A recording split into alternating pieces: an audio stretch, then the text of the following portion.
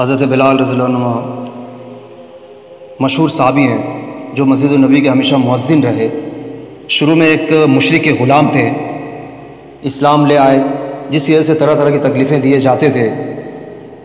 عیطا بن خلف جو مسلمانوں کا سخت دشمن تھا، ان کو سخت گرمی میں دوپہر کے وقت تپتی ہوئی ریت پر سیدھا لٹا کر ان کے سینے پر پتھر کی بڑی چٹان رکھ دیتا تھا تاکہ وہ حرکت نہ کر سکے، اور کہتا تھا کہ یا اس حال میں مر جا، اور اگر زندگی چاہتا ہے تو اسلام سے پھر جا۔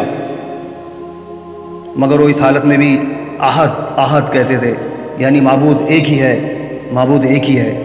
رات کو زنجیروں میں باندھ کر کوڑے لگائے جاتے اور اگلے دن ان زخموں کو گرم زمین پر ڈال کر اور زیادہ زخمی کیا جاتا تاکہ بے قرار ہو کر اسلام سے پھر جائیں یا تڑپ تڑپ کر مر جائیں۔ عذاب دینے والے اکتا جاتے، کبھی ابو جہل کا نمبر آتا، کبھی عیطا بن خلف کا، کبھی اوروں کا، اور ہر شخص اس کی کوشش کرتا کہ تکلیف دینے میں زور ختم کر دے۔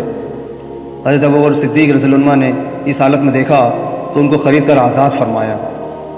چونکہ عرب کے بت پرست اپنے بتوں کو بھی معبود کہتے تھے، اس لیے ان کے مقابلے میں اسلام کی تعلیم توحید کی تھی، اسلام کی تعلیم توحید کی تھی، جس کی وجہ سے حضرت بلال رضی اللہ عنہ کی زبان پر ایک ہی کا ورد تھا۔ یہ تعلق اور عشق کی بات ہے۔ ہم جھوٹی محبتوں میں دیکھتے ہیں کہ جس سے محبت ہو جاتی ہے اس کا نام لینے میں لطف آتا ہے، بے فائدہ اس کو رٹا جاتا ہے۔ تو اللہ پاک کی محبت کا کیا کہنا جو دین اور دنیا میں دونوں جگہ کام آنے والی ہے۔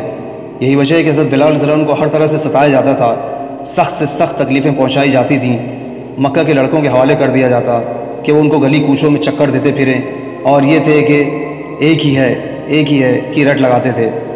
اسی کا یہ صلہ ملا کہ پھر آقا کے دربار میں مؤذن بنے، اور سفر حضر میں ہمیشہ اذان کی خدمت ان کے سپرد ہوئی۔ آقا کے وصال کے بعد مدینہ طیبہ میں رہنا اور آقا کی جگہ کو خالی دیکھنا مشکل ہو گیا، اس لیے ارادہ کیا کہ اپنی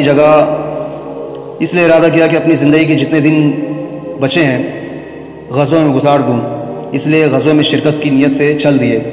ایک عرصے تک مدینہ منورہ لوٹ کر نہیں آئے۔ ایک مرتبہ آقا کی خواب میں زیارت کی۔ آقا نے فرمایا، بلال یہ کیا ظلم ہے، ہمارے پاس کبھی نہیں آتے۔ تو آنکھ کھلنے پر مدینہ طیبہ حاضر ہوئے۔ حضرت حسین رضی اللہ عنہ نے اذان کی فرمائش کی۔ لاڈلوں کی درخواست ایسی نہیں تھی کہ انکار کی گنجائش ہوتی۔ اذان کہنا شروع کیا اور مدینہ میں حضور کے زمانے کی اذان کانوں میں پڑھ کر کوہرام مچ گیا۔ عورتیں تک روتی ہوئی گھروں سے نکل پڑی۔